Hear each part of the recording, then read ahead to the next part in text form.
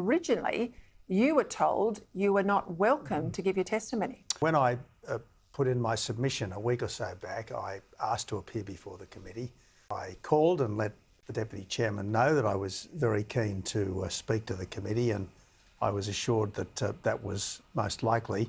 And then I was told yesterday that that had been vetoed.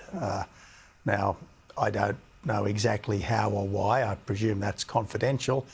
But look, the truth is they did relent, and let's be grateful that I did have the chance to say my piece today.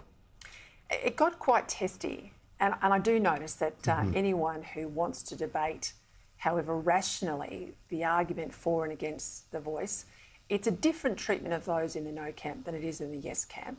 Sharon Claydon, a Labor member, basically tried to infer that you've backflipped on your position in relation to Aboriginal issues.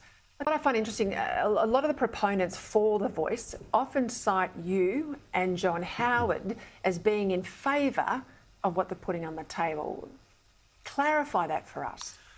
Well, both John Howard and I support constitutional recognition, and you might remember John Howard first put it on the table in the run-up to the 2007 election, and it's been the Coalition's policy ever since to have recognition.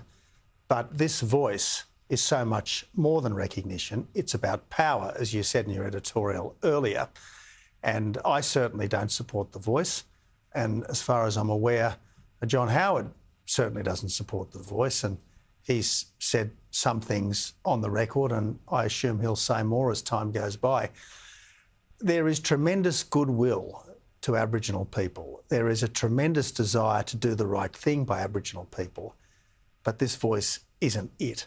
And that's what I think people need to understand. It's much more than recognition.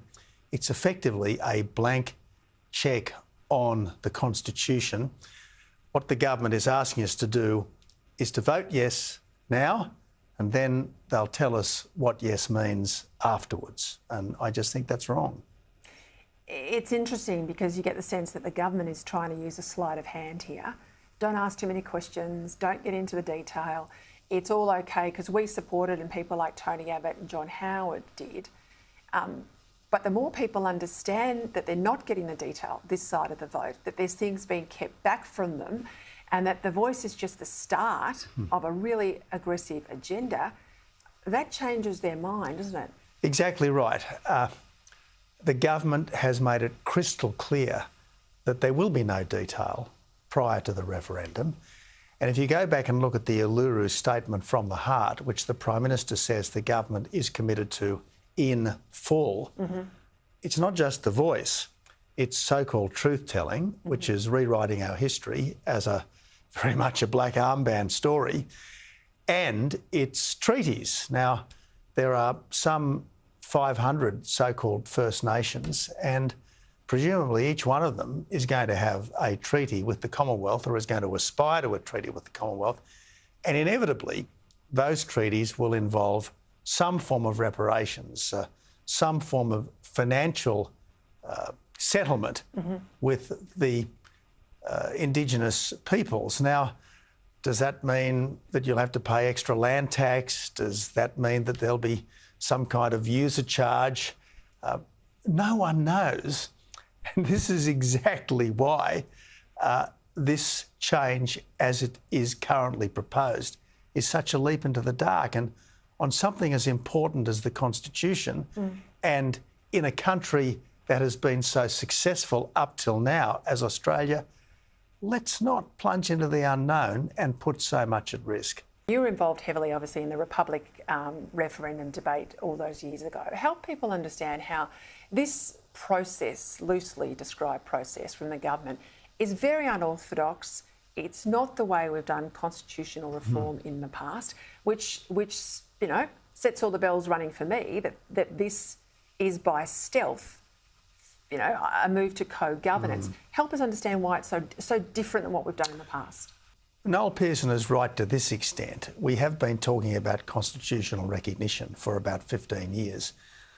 But the voice proposal really only came forward in 2017. And we've had further Sorry, work... and that's when Malcolm Turnbull described it at the time, didn't he? As the third chamber of the parliament. Yep. And he's since revised his view, but I think he was substantially correct back then. And since then, there's been further work done.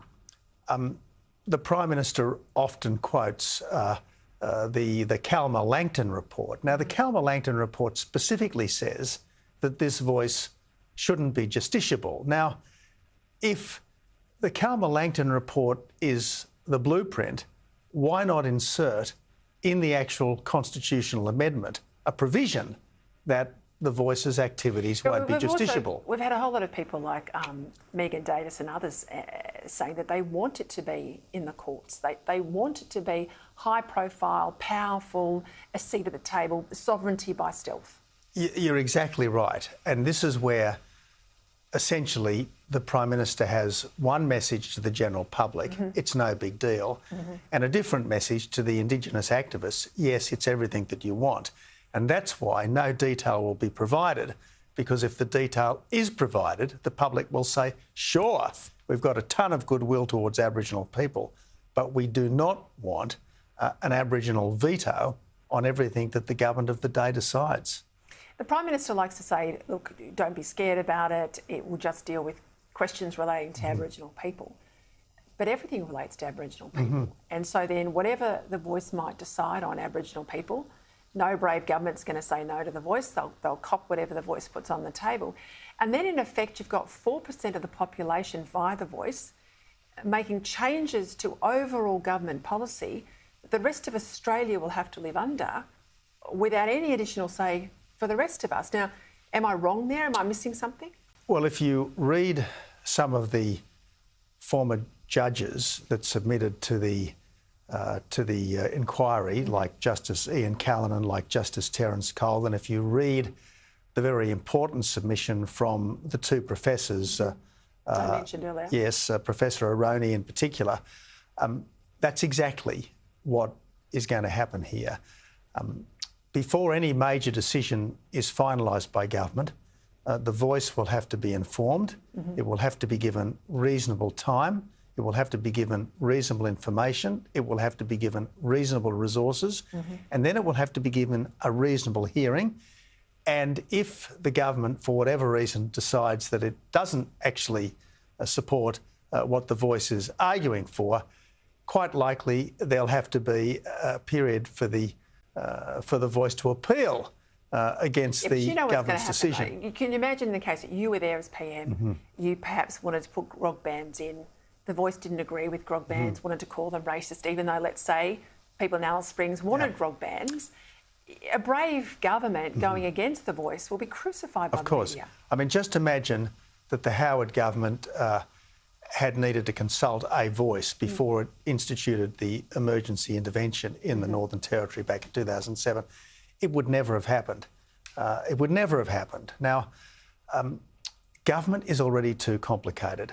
The Abbott government was only able to stop the votes, because we didn't have to get legislation through the Senate. We didn't have to consult with the states.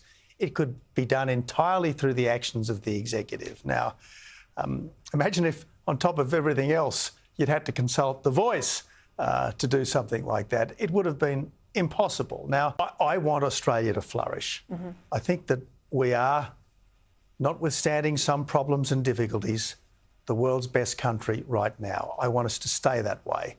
But making government more difficult than it already is, dividing our country more than it already is, creating for the first time under the Constitution a kind of different status of citizenry, I just think it's a huge step in the wrong direction, and I hope we don't make it. Just quickly, I mean, we're sort of hearing that the vote will be in October. It's now May. Are you going to get more involved? I'm no longer a member of Parliament, and I'm not a 24/7 campaigner. But this is a forever change. This is not just an act of Parliament. It's not just a government policy that I may or may not agree with. This is forever. And that's why, if there is going to be change, we've got to get it right, and it sure ain't right now.